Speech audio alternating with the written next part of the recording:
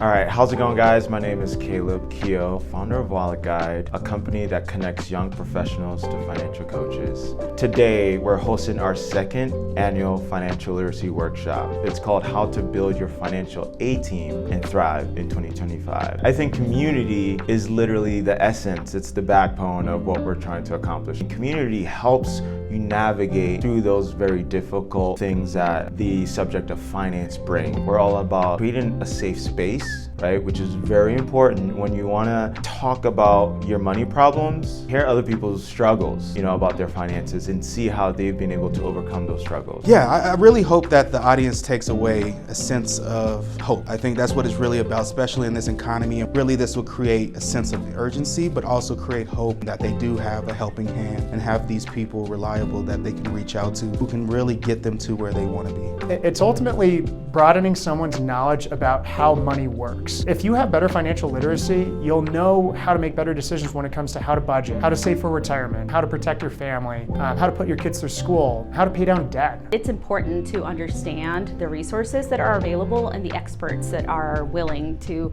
be helping you in that process. If you want to build your financial A-team, go to your banking institution. You can start there. When you're establishing your checking account or your savings account, that's the best way to go about it. That's like step one. We love to show people the menu of options out there for how they could go about creating systems for money management that work with our money psychology. As entrepreneurs, as small business owners, we go really deep into the work that we do. And it's easy for us to go after financial success and be very successful at doing that. But sometimes we forget that there are many other types of health or wealth. I love to see how all the panelists wanted to be present and there for the community.